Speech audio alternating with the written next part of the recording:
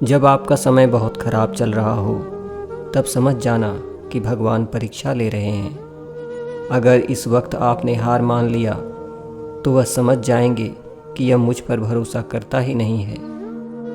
वह परीक्षा इसलिए हो रही है कि भगवान सोचते हैं कि देखता हूँ यह कब तक मुझ पर विश्वास रखता है, क्योंकि अच्छे वक्त में तो भगवान पर विश्वास करना आसान होता है, लेकिन जो बुरे वक्त में भगवान पर भरोसा रखे वही सच्चा भक्त है। समय अच्छा चल रहा हो तब आप भगवान का नाम लेते हैं तो इसमें क्या बड़ी बात है, लेकिन समय खराब चल रहा है तब भी अगर हम सोचते हैं कि भगवान जो कर रहे हैं वही हमारे लिए अच्छा है, तो ऐसा इंसान ही भगवान का सच्चा भक्त कहलाने के योग्य है। प्रकृति के 3 नियम हैं। प्रकृति का पहला नियम है, यदि खेत में बीज न डाले जाएं, तो कुदरत उसे घास फूस से भर देती है।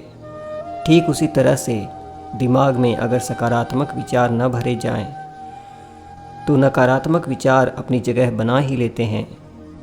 प्रकृति का दूसरा नियम कहता है, जिसके पास जो होता है वह वही बांटता है। सुखी सुख बांटता है, दुखी दुख बांटता है, ज्ञानी ज्ञान बांटता है, भयभीत भय बांटता है और भ्रमित भ्रम बांटता है।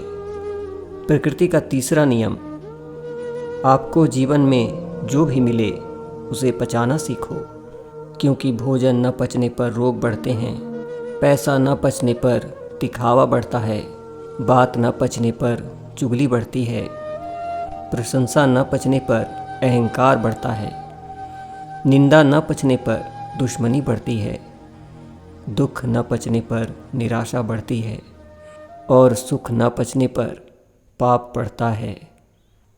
जो सुख में साथ देते हैं वह रिश्ते होते हैं, जो दुख में साथ दें वह फरिश्ते होते हैं। अपने जीवन में निर्धारित रिस्क लेते रहिए, यही आपको सभी समस्याओं से दूर सफलताओं के शिखर पर पहुंचाएगा। अपने जीवन को मोमबत्ती की तरह बनाओ, जो जलती जाती है लेकिन जाते जाते लोगों के जीवन में उजाला कर जाती है। जब तक मनुष्य दूसरे की उन्नति से जलता रहेगा तब तक वह सुख और शांति का अनुभव नहीं कर पाएगा। मंजिल मिलेगी भटक कर ही सही, गुमराह तो वो हैं जो घर से निकले ही नहीं।